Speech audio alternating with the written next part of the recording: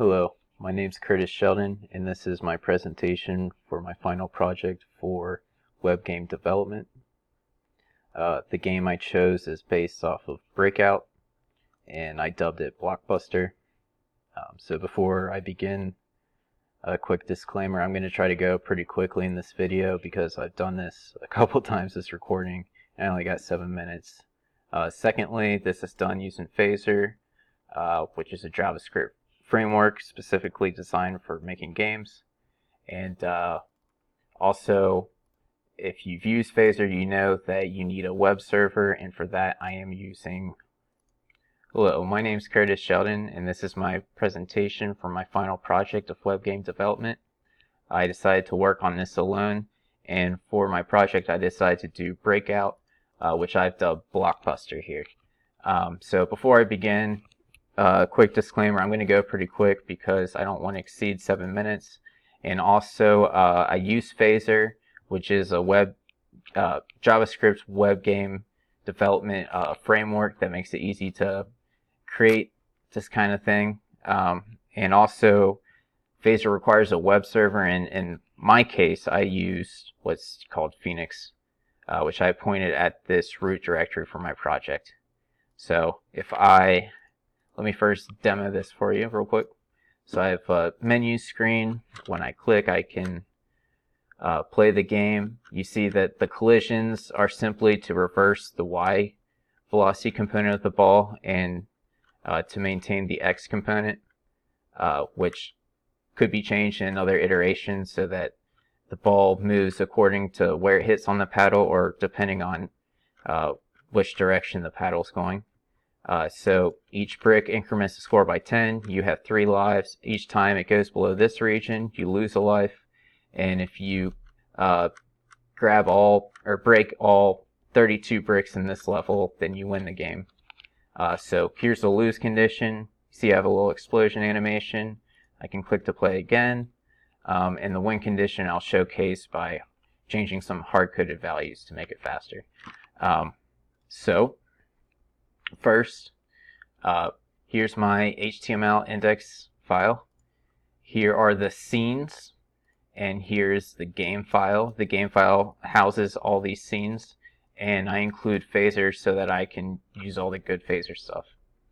So looking at first game,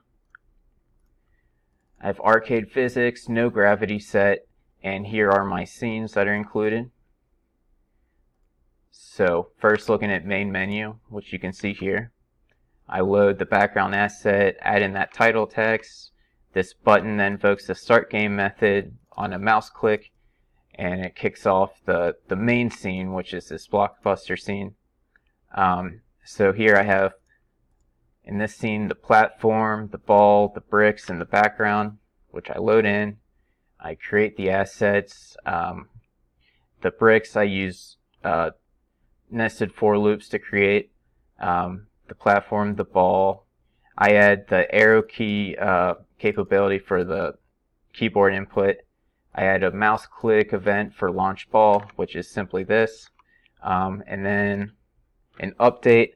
If the left arrow key is pressed, move it to the left. If the right arrow is pressed, move it to the right, the platform that is. And if nothing's pressed, set the velocity to 0. If the ball goes below a certain Y value or greater than a certain Y value, reset the ball. If the lives are all lost, call this game over function, which calls the game over scene. And if the bricks are all destroyed, call game 1. Adding collision for this for the ball and the platform. Here's the destroy brick function. It simply removes the brick, increases the score, and decrements the amount of bricks remaining. Reset ball sets the position back, and mainly decrements the lives. So when the game's over, it calls this scene, which I've been able to showcase. So this one's interesting in that it uses a sprite sheet for the animation, which you can see here. It creates the sprite that's used for the explosion, and then it creates this animation which basically uses 0 to 36 for the frames of this image I'm using, and it's a 900 by 900 image. You can see it here. So I'm using like here to here. And then when the scene's called, play that explosion animation. And then if that button's clicked when the game's over, kick off the game scene, which I just clicked really fast there. Alright, so now let's do the win condition, which I had to do really quick. So I'm going to change a couple hard-coded values here and make this so it only spawns a very specific brick that I know how to handle. Well, the trajectory goes right for it. And then I'm going to change bricks rank to 1. So if I reload this, alright, just one brick, boom, you won. So new content coming soon. There's only one level, and you can play again. So let me revert that, and that's the gist of it. So in conclusion, I like Phaser. It makes you able to do quite a bit with just a little code. It's also a little confusing because everything's kind of magic, and you have to take a lot of things for granted, which can be frustrating. But overall, yeah, I like it. And in a further, this is kind of a prototype of a breakout game, but in a future iteration, I would potentially change how the ball bounces off the paddle and potentially also add in new levels.